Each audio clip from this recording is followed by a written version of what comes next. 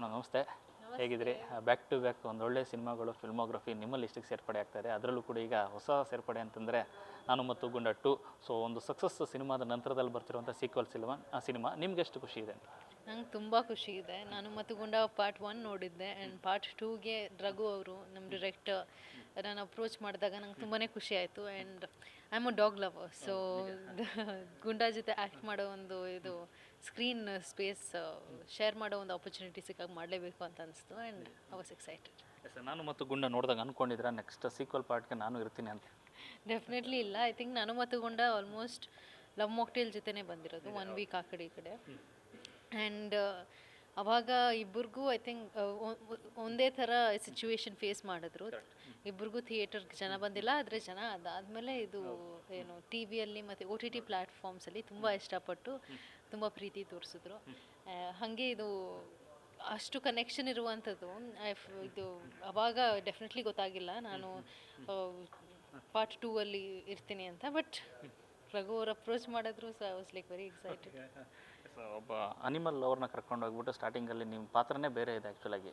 So ನಾಯಿಗಳ ಕಂಡ್ರೆ ಇಷ್ಟನೇ ಇಲ್ಲ ಆ ಥರದ್ದೊಂದು ತೋರಿಸಿದೆ. ಆ ಥರದ ಒಂದು ಸಂದರ್ಭಗಳಲ್ಲಿ ಸನ್ನಿವೇಶಗಳಲ್ಲಿ ಆ್ಯಕ್ಟ್ ಮಾಡೋದು ಎಷ್ಟು ಕಷ್ಟ ಆಯಿತು ಅಂತ ನೋಡಿ. ಯಾಕಂದರೆ ಪಕ್ಕದಲ್ಲೇ ಮುದ್ದಾದ ಒಂದು ಪಪ್ಪಿ ಹೌದು, ಕಷ್ಟನೇ ಆ್ಯಕ್ಟ್ ಮಾಡೋದು, ಪಪ್ಪಿನ ಇರಿಟೇಟ್ ಮಾಡ್ಕೊಂಡು ಆ್ಯಕ್ಟ್ ಮಾಡೋದು. ಬಟ್ ಐ ಥಿಂಕ್ ಕ್ಯಾರೆಕ್ಟ್ರಲ್ಲಿ ಇದ್ದಾಗ ಎಲ್ಲ ಇದು ಆ್ಯಕ್ಚುಲಾಗಿ ಇದು ಒಂದು ಸೀನ್ ಇದೆ, ಪಪ್ಪಿ ನನ್ನ ಫೋನ್ ಮೇಲೆ ಇದು ಸುಸು ಮಾಡೋ ಥರ.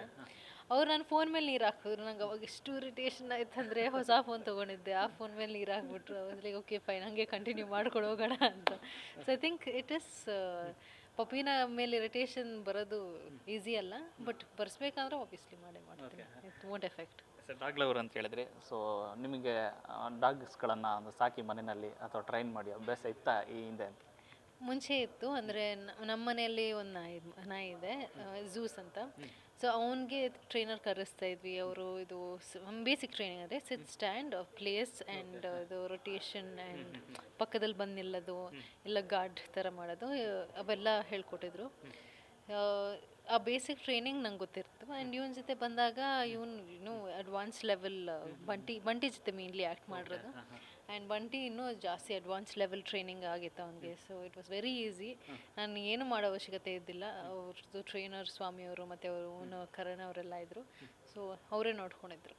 ಗುಂಡ ಇಷ್ಟ ಆಗ ಕಾರಣ ಏನು ಅಂತ ಅಂದ್ಬಿಟ್ಟು ಅಷ್ಟೊಂದು ಇರಿಟೇಟ್ ಮಾಡ್ತಾ ಇತ್ತು, ಮತ್ತು ನಿಮಗೆ ನಾಯಿ ಕಂಡ್ರೆ ಆಗಲ್ಲ ಸಿನಿಮಾದಲ್ಲಿ, ಆದರೂ ಕೂಡ ಅದೊಂದು ಪ್ರೀತಿ ಬರೋ ಕಾರಣ ಏನು ಅಂತ?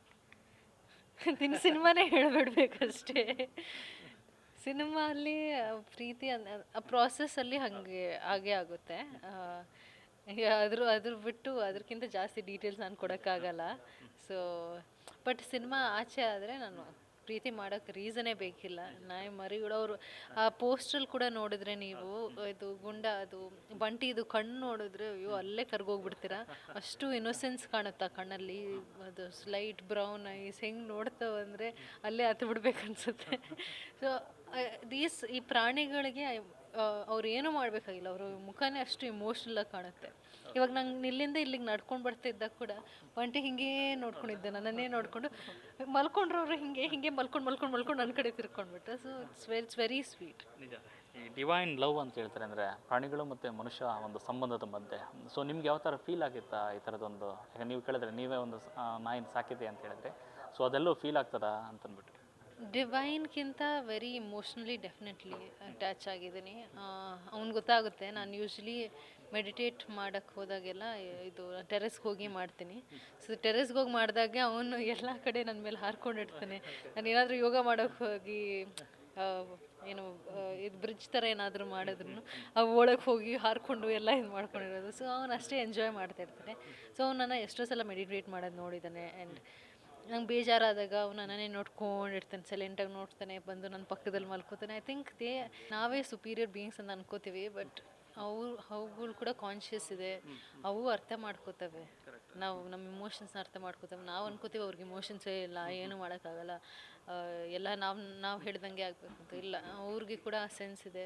ಅವ್ರು ಯಾರು ಚೆನ್ನಾಗಿ ನಮ್ಮನ್ನ ನೋಡ್ಕೋತಾ ಇದ್ದಾರೆ, ಯಾರು ಚೆನ್ನಾಗಿ ನೋಡ್ಕೋತಿಲ್ಲ, ಅವೆಲ್ಲ ಗೊತ್ತಾಗುತ್ತೆ ಅವ್ರಿಗೆ. ಆದರೆ ಪ್ರೀತಿ ಎಲ್ಲರಿಗೂ ಒಂದೇ ಥರ ಕೊಡುತ್ತೆ. ಸೊ ಐ ಥಿಂಕ್ ಹಂಗೆ ನೋಡಿದ್ರೆ ನಂದು ಮತ್ತು ನಮ್ಮ ನಾಯಿ ಇದು ತುಂಬ ವೆರಿ ಸ್ಪೆಷಲ್ ಕನೆಕ್ಷನ್. ಆ್ಯಂಡ್ ನಾನು ನಮ್ಮ ನಾಯಿನ ನಾಯಿ ಅಂತ ಹೇಳೋಕ್ಕೆ ಬೇಜಾರೇ ಮಾಡ್ಕೊಳ್ಳಲ್ಲ. ಯಾಕಂದರೆ ಹೇಸ್ ಅ ಡಾಗ್. ಒಬ್ರೊಬ್ಬರು ಓನರ್ಸ್ ಇರ್ತಾರೆ, ನಮ್ಮ ನಾಯಿ ಅಂತ ಕರಿಬೇಡ ಅಂತ. ಆ ಥರ ಆ್ಯಕ್ಚುಲಿ ಡೈಲಾಗ್ ಇದೆ ನಮ್ಮ ಸಿನಿಮಾಲ್ ಕೂಡ. ನಾನು ಹೇಳ್ತೀನಿ ನಾಯಿ ಅಂತ್ಯಾ, ನಮ್ಮ ನಾಯಿ ಅಂತ್ಯಾ ಅಂತ. So I think it's very Ghani that way. Sir ಕೋಟಿ ಬಿಟ್ಬಿಟ್ಟು ಗುಂಡನ ಹತ್ರ ಹೋಗಿದ್ದಾರೆ ಆ ಪ್ರೀತಿಗೋಸ್ಕರ. ಯಾರ್ಯಾರು? ಕೋಟಿ ಅಂದರೆ ಮಿಲಿಯನೇರ್ ಆಗಿದ್ದೀರಾ ಸಿನಿಮಾದಲ್ಲಿ, ಆದರೂ ಕೂಡ ಪ್ರೀತಿ ಹುಡ್ಕೊಂಡು ಹೋಗ್ತೀರಾ. ಸೊ ನಿಮ್ಮಿಬ್ಬರು ಪಾತ್ರ ಎಲ್ಲ ರಾಕಿ ಮತ್ತು ನಿಮ್ಮದು ಹೇಗೆ ಕನೆಕ್ಟ್ ಆಗುತ್ತೆ ಅಂತ? ಹೇಗೆ ಕನೆಕ್ಟ್ ಆಗುತ್ತಾ?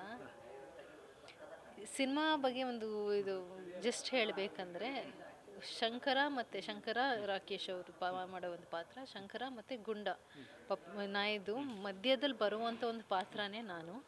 ಆ್ಯಂಡ್ ಆ ಪಾತ್ರಕ್ಕೆ ಎಷ್ಟು ಪವರ್ ಇರಬೇಕು ಅಷ್ಟು ಪವರ್ ಕೊಡೋಕ್ಕೆ ಪ್ರಯತ್ನ ಪಟ್ಟಿದ್ದಾರೆ. ಆ್ಯಂಡ್ ಈ ಥರ ಪಾತ್ರ ನಾನು ಮುಂಚೆ ಮಾಡಿದ್ದಿಲ್ಲ. ಈ ಬಿಲಿಯನೇರ್ ಮಗಳು ಕ್ಯಾರೆಕ್ಟರ್ ಮಾಡ್ತಾಯಿದ್ದೀನಿ. ಆ್ಯಂಡ್ ಅಷ್ಟೇ ಆ್ಯರೋಗೆಂಟ್ ಆಗಿರ್ತಾಳೆ, ಅಷ್ಟೇ ಆ್ಯಟಿಟ್ಯೂಡ್ ಇರುತ್ತೆ, ಅಷ್ಟೇ ಕೋಪ ಬರುತ್ತೆ. ಆ್ಯಂಡ್ ಚಿಕ್ಕದಕ್ಕೆಲ್ಲ ಇರಿಟೇಟ್ ಆಗಿಬಿಡ್ತಾಳೆ, ಯಾಕಂದರೆ ಅಷ್ಟೇ ಕನ್ವೀನಿಯೆಂಟಾಗಿ ಎಲ್ಲ ಸಿಗ್ತಾ ಇರುತ್ತೆ ಅವಳಿಗೆ ಲೈಫಲ್ಲಿ. ಸೊ ಒಂಚೂರು ಮೈನರ್ ಇನ್ಕನ್ವೀನಿಯನ್ಸ್ ಆದಾಗ ಅಷ್ಟೇ ಜಾಸ್ತಿ ಉರ್ಕೋತಾಳೆ ಬೇಸಿಕ್ಲಿ. ಸೊ ಆ ಕ್ಯಾರೆಕ್ಟರ್ ಇವ್ರ ಮಧ್ಯೆ ಹೆಂಗೆ ಬಂದಾಗ ಇವ್ರೇನು ಮಾಡ್ತಾರೆ, ಇವ್ರು ಹೆಂಗೆ ಇದು ಲೈಫ್ನ ಮುಂದೆ, ಶಂಕರ ಹೆಂಗೆ ಇದು ಅವ್ರು ಫೈಟ್ ಮಾಡ್ತಾರೆ ಆ್ಯಂಡ್ ಗುಂಡ ಹೆಂಗೆ ಫೈಟ್ ಮಾಡ್ತಾನೆ, ಅದು ಒಂದು ಸಿನಿಮಾಲ್ಲಿ ತೋರ್ಸೋದು. ಎಲ್ಲೋ ಒಂದು ಕಡೆ ನಾಯಿಗಳನ್ನು ಸಾಕ್ತವ್ರಿಗೆ ಪೇಷನ್ಸ್ ತುಂಬ ಜಾಸ್ತಿ ಇರುತ್ತೆ ಅಂತ, ಅದು ನಿಜನಾ? ಈ ಸಿನಿಮಾದ ಮೂಲಕ ಅದು ಫೀಲ್ ಆಗಿದೆ ನಿಮಗೂ ಅಂತ ವೈಯಕ್ತಿಕವಾಗಿ ಮತ್ತು ಸಿನಿಮಾದಲ್ಲಿ? ನಾಯಿ ಸಾಕಿದವ್ರಿಗೆ ಪೇಷನ್ಸ್ ಇರುತ್ತಾ? ಇರ್ಬೋದು ಆ್ಯಕ್ಚುಲಿ. ಯಾಕಂದರೆ ಐ ಥಿಂಕ್ ನಾಯಿ ಸಾಕಿರೋದು ಕೂಡ ಒಂದು ಚಿಕ್ಕ ಮಗು ಸಾಕಿದಂಗೆ. ಅವರು ತುಂಬ ನಾಟಿಯಾಗಿರ್ತಾರೆ. ಅವರು ಎಲ್ಲ ಇರೋ ಬರೋದನ್ನೆಲ್ಲ ಚಿಕ್ಕದಿದ್ದಾಗ ಇರೋ ಬರೋದನ್ನೆಲ್ಲ ಡಿಸ್ಟ್ರಾಯ್ ಮಾಡ್ಕೊಂಡಿರ್ತಾರೆ. ಬಟ್ ಅಷ್ಟೇ ಪ್ರೀತಿ ಇರೋದು. ನೀವು ಅದು ಏನೇ ಮಾಡಲಿ, ಒಂದು ಸೋಫಾ ಫುಲ್ ಪುಡಿ ಮಾಡಾಕ್ಲಿ, ಆದರೂ ನಿಮ್ಗೆ ಅದ್ರ ಮೇಲೆ ಪ್ರೀತಿ ಕಮ್ಮಿ ಏನಾಗಲ್ಲ. ಎಷ್ಟು ಚಾರ್ಜರ್ಸ್ ಹೋಗಿವೆ, ನಮ್ಮದು ಸೋಫಾಗಳು ಹೋಗಿವೆ, ಡೋರ್ ಕಿತ್ತು ಹೋಗಿದೆ. ಸೊ ಇವೆಲ್ಲ ಆಗುತ್ತೆ. But most of the time ಯಾವಾಗ ಆಗೋದಂದರೆ ಅವ್ರನ್ನ ಒಬ್ಬರೇ ಬಿಟ್ಟಾಗ, ಇಲ್ಲ ಅವ್ರಿಗೆ ಅಟೆನ್ಷನ್ ಸಿಗದೇ ಇದ್ದಾಗ. ಆದರೆ ಚಿಕ್ಕ ಮರಿಗಳಿದ್ದಾಗ ಅವ್ರಿಗೆ 24 hours ಅಟೆನ್ಷನ್ ಸಿಗಲೇಬೇಕು. ಸೊ ಅಷ್ಟೇ ಅಟೆನ್ಷನ್ ಬೇಕಾಗುತ್ತೆ ಅನಿಸುತ್ತೆ. ಆ ಥರ ನೋಡಿದ್ರೆ ತಾಳ್ಮೆ ಇದ್ದೇ ಇರುತ್ತೆ ಜನಗೆ. ಸೊ ನಾಯಿ ಮರಿ ಇಲ್ಲ ನಾಯಿ ಸಾಕಿರೋರಿಗೆ ಡೆಫಿನೆಟ್ಲಿ ತಾಳ್ಮೆ ಜಾಸ್ತಿನೇ ಇರುತ್ತೆ. ಕರೆಕ್ಟ್. ಇನ್ನು ಲವ್ ಮಾಕ್ಟೇಲಿಂದ ಸ್ಟಾರ್ಟ್ ಆಗಿ ಅಂದರೆ ಒಂದಷ್ಟು ಕನಸಿನ ಪಾತ್ರಗಳು ಅಂತಿರುತ್ತೆ ನಿಮಗೂ ಕೂಡ. ಸೊ ಅಂಥದ್ದೇ ಪಾತ್ರಗಳು ನಿಮ್ಗೆ ಹುಡ್ಕೋ ಬರ್ತಾರೆ, ಯಾಕಂದರೆ ಬ್ಯಾಕ್ ಟು ಬ್ಯಾಕ್ ಒಂದಷ್ಟು ಸೂಪರ್ ಸಿನಿಮಾಗಳು ಬರ್ತಾರೆ. ನಿಮ್ಮ ಪಾತ್ರನ ಗುರುತಿಸಿ ಮಾತನಾಡೋ ಥರ ಪಾತ್ರಗಳು ಬರ್ತಾರೆ. ಖುಷಿ ಇದೆಯಾ ಅಂತ ಆ್ಯಸ್ ಎ ನಟಿಯಾಗಿ? ನಂಗೆ ತುಂಬ ಖುಷಿ ಇದೆ. ಯಾಕಂದರೆ ನಂಗೆ ಬರ್ತಾ ಇರುವಂಥ ಪಾತ್ರಗಳಲ್ಲಿ ಜಾಸ್ತಿ ಇಂಥ ಡಿಫ್ರೆಂಟ್ ವೆರೈಟಿ ಪಾತ್ರಗಳು ಬರ್ತವೆ. ಆ್ಯಂಡ್ ಈ ಥರ ಬಂದಾಗ ನಾನು ಜಾಸ್ತಿ ಇಂಟ್ರೆಸ್ಟ್ ಕೊಟ್ಟು ಮಾಡಬೇಕಂತ ಅನಿಸುತ್ತೆ. ಇವಾಗ ಇನ್ನೂ ಮುಂದೆ ಬರ್ತಿರೋದು ಕೂಡ ಅಗೇನ್ ಕಂಪ್ಲೀಟ್ಲಿ ಡಿಫ್ರೆಂಟ್ ಆಗಿವೆ ಪಾತ್ರಗಳು. ಸ್ಪಾರ್ಕ್ ಅನ್ನೋ ಒಂದು ಸಿನಿಮಾ ಬರ್ತಾಯಿದೆ, ಅದರಲ್ಲಿ ಫುಲ್ ಗುಂಗುರು ಕೂದಲಾಗಿ. And it's completely commercial movie. ಅದರಲ್ಲಿ ಒಂದು ಸ್ವಲ್ಪ ಗ್ಲಾಮರಸ್ ಶೇಡ್ ಕೂಡ ತೋರಿಸಿದ್ದಾರೆ. ಆ್ಯಂಡ್ ತೀರ್ಥರೂಪ ತಂದೆಯವರಿಗೆ ಅಂತ ಬರ್ತಾಯಿದೆ, ಅದು ರಾಮನಲ್ಲಿ ಜಗನ್ನಾಥ್ ಅವ್ರು ಮಾಡ್ತಿರೋದು. ಅವರು ಟೈಟಲ್ಸೇ ಬ್ಯೂಟಿಫುಲ್ ಆಗಿರ್ತಾರೆ. ಆ್ಯಂಡ್ ಅವ್ರ story is a very nice feel good emotionally ಬರುವಂಥ ಸ್ಟೋರೀಸ್. ಸೊ ಅದರಲ್ಲಿ ಕೂಡ ಒಂದು ಒಳ್ಳೆ ಪಾತ್ರ ಕೊಟ್ಟಿದ್ದಾರೆ, ತುಂಬ ಇಂಪ್ಯಾಕ್ಟ್ ಮಾಡುವಂಥ ಒಂದು ಬ್ಯೂಟಿಫುಲ್ ಪಾತ್ರ ಕೊಟ್ಟಿದ್ದಾರೆ. So I am very excited about it. Yes, thank you so much.